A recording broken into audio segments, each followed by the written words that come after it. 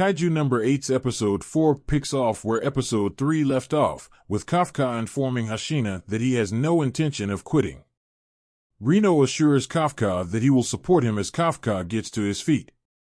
Kafka climbs up on top of Reno. In addition, he requests that Reno follow Kikoru since he wants to be on her side. Hashina, in the meantime, scoffs at Kafka and Reno for using this dumb team combination strategy. Concurrently, Kikoru vanquishes the residual monsters off the battlefield without the aid of Reno and Kafka.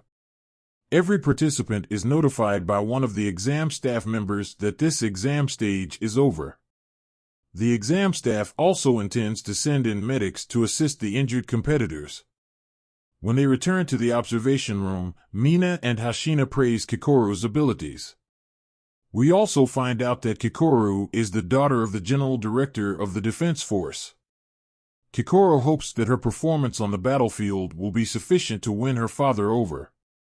A lone monster shows out and strikes Kikoru before she goes to confront Kafka about her victory. Kafka and the others discover the dead Kaiju and Yoju nearby restoring themselves at the same time. Kikoru claims that even if the random Kaiju took her off unprepared, she can still fight. When the Kaiju talks, Kikoru is perplexed. The talkative Kaiju intends to allow his Yoju allies to take on Kikoru once more. Kikoru is rendered immobile by the weird missiles fired at her by the chatty Kaiju.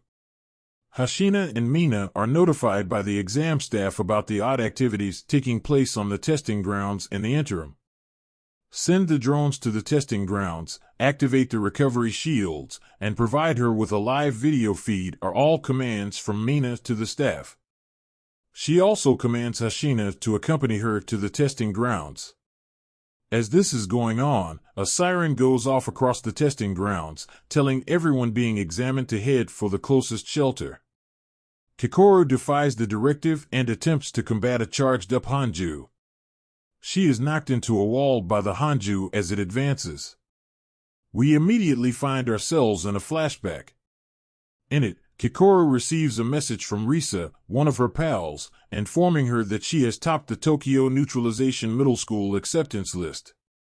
Then, Risa's dad shows up to take her home. After being commended for her work, Risa leaves. Kikoru, who is by herself, overhears other parents complimenting their kids on their hard work in the meantime. Kikoru's butler unexpectedly shows in and informs her that her father would be home shortly. He assures Kikoru that her dad will be happy with her performance. When Kikoru informs her father about it, he advises her not to get too excited about this little win because she might not succeed the next time. Her father contends that she ought to focus on accomplishing her next objective. He also wishes for Kikoru to become a flawless person for the benefit of humanity and her mother, who passed away. Kikoru attempts fending off the Hanju in the present. Kikoru sustains additional injuries from the Hanju, who also grows stronger. Hashina and Mina are concerned that they won't arrive in time. Arriving just before the Hanju kills Kikoru, Kafka compliments her on her diligence and changes into his Kaiju form. In the meantime, other examinees are seen attempting to flee and fending off Yojus. Then, Reno and Kafka appear in a flashback. They hear from someone that the Hanju has come back to life and is battling Kikoru. When Reno turns to face Kafka, he's gone from sight. Reno worries that if anyone sees Kafka changing into an Hanju to fight them, he will be killed. Puzzled by Kafka's metamorphosis, Kikoru agrees to keep his ability a secret from the defense force. He stops one of the Hanju's blows and tells Kikoru he would give her more information on his metamorphosis later. As Hashina and Mina wait, one of the exam staff members tells them about the fortitude levels. Hashina comments that if she is correct in stating that they are experiencing a fortitude 9.8 level, they could be facing one of the strongest Kaiju in recorded history. Kafka uses one stroke to defeat the Hanju. He asks the Hanju to remain dead before it regenerates, and the Hanju's organs fall to the ground. After reuniting with Kikoru, Kafka somewhat assumes a human shape.